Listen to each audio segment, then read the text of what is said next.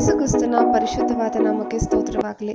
ಈ ದಿನ ನಿಮ್ಮ ಪೂರ್ವ ಸ್ಥಿತಿಗಳೆಲ್ಲವೂ ತೊಳೆಯಲ್ಪಟ್ಟಿದೆ ಎಂಬ ಸಂಗತಿಯನ್ನು ಕುರಿತು ಧ್ಯಾನಿಸೋಣ.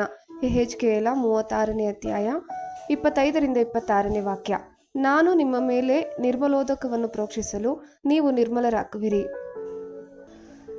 ನಿಮ್ಮ ಸಮಸ್ತ ವಿಗ್ರಹಗಳಿಂದಲೂ ಸಕಲ ವಿಧವಾದ ಹೊಲಸಿನಿಂದಲೂ ನಿಮ್ಮನ್ನು ಶುದ್ಧಿ ಮಾಡುವೆನು. ನಾನು ನಿಮಗೆ ಹೊಸ ಮನಸ್ಸನ್ನು ಕೊಟ್ಟು ನಿಮ್ಮಲ್ಲಿ ನೂತನ ಸ್ವಭಾವವನ್ನು ಹುಟ್ಟಿಸುವೆನು.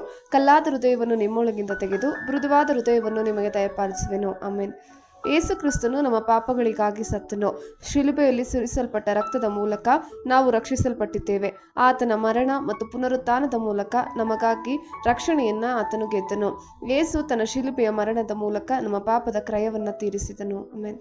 ಯೇಸುವಿನ ಮೂಲಕ ದೇವರ ರಕ್ಷಣೆಯ ಯೋಜನೆಯು ಶಿಲುಬೆಯ ಮೇಲೆ ಆತನ ಮರಣವನ್ನು ಒಳಗೊಂಡಿತ್ತು. ಅಲ್ಲಿ ಆತನು ತನ್ನ ಅತ್ಯಮೂಲ್ಯವಾದ ರಕ್ತವನ್ನು ಸುರಿಸಿದನು. ಆತನ ರಕ್ತ ಪಾಪವನ್ನು ತೊಳೆಯುತ್ತದೆ. ಆಮೆನ್. ಬೇರೆ ಯಾವುದೇ ಧರ್ಮ ಅಥವಾ ವ್ಯಕ್ತಿ, ಸಂತ ಅಥವಾ ಪ್ರವಾದಿ ಯೇಸುವಿನಂತೆ ಪಾಪ ಎಂಬ ವಿಷಯವನ್ನು ವಿವರಿಸಲಿಲ್ಲ. ಯೇಸು ಹೇಳಿದನು, ಮಗನು ನಿಮ್ಮನ್ನು ಬಿಡುಗಡೆ ಮಾಡಿದರೆ ನಿಜವಾಗಿ ನಿಮಗೆ ಬಿಡುಗಡೆಯಾಗುವುದು. ಆಮೆನ್. ಸತ್ಯವೇದದ ದಾಖಲೆಗಳು. ಮರುದಿನ ಯೋಹಾನನು ತನ್ನ ಕಡೆಗೆ ಬರುವ ಯೇಸುವನ್ನು ನೋಡಿ, ಅಗೋ ಯಜ್ಞಕ್ಕೆ ದೇವರು ನೇಮಿಸಿದ ಕುರಿ, ಲೋಕದ ಪಾಪವನ್ನು ನಿವಾರಣೆ ಮಾಡುವವನು. ಆಮೆನ್. ಪಾರ್ಶ್ವವಾಯು ರೋಗಿಗೆ, ಮಗನೇ, ಎದ್ದು ನಿನ್ನ ಹಾಸಿಗೆಯನ್ನು ಎತ್ತಿಕೊಂಡು ಮನೆಗೆ ಹೋಗೆಂದು ನಿನಗೆ ಹೇಳುತ್ತೇನೆ ಅಂದನು.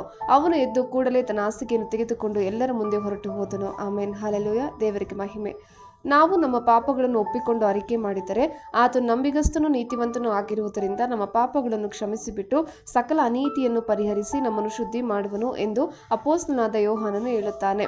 ಮತ್ತು ನಿಮ್ಮಲ್ಲಿ ಕೆಲವರು ಅಂಥವರಾಗಿದ್ದೀರಿ.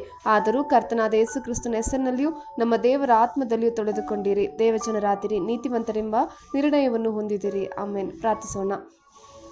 ಕರ್ತನಾದ ಯೇಸು ಕ್ರಿಸ್ತನೇ, ನೀನು ದೇವರ ಕುರಿಮರಿ. ನೀನು ಪ್ರಪಂಚದ ಪಾಪಗಳನ್ನು ತೆಗೆದು ಹಾಕಿದ್ದಿ. ಪರಿಶುದ್ಧಾತ್ಮನ ಕೃಪೆಯಿಂದ ನನ್ನನ್ನು ತಂದೆಯೊಂದಿಗೆ ಸ್ನೇಹಕ್ಕಾಗಿ ಪುನಃಸ್ಥಾಪಿಸಿದ್ದೆ. ನೀವು ನನಗಾಗಿ ಸುರಿಸಿದ ರಕ್ತದ ಮೂಲಕ ಪಾಪದ ಪ್ರತಿಯೊಂದು ಕಳಂಕದಿಂದ ನನ್ನನ್ನು ಶುದ್ಧೀಕರಿಸಿ ಮತ್ತು ನಿನ್ನ ಹೆಸರಿನ ಮಹಿಮೆಗಾಗಿ ನಮ್ಮನ್ನು ಹೊಸ ಜೀವನಕ್ಕೆ ಏರಿಸಿದ್ದೀರಿ. ಆಮೇನ್. ಕರ್ತನ ಕೃಪೆ ನಿಮ್ಮೆಲ್ಲರೊಂದಿಗಿರಲಿ.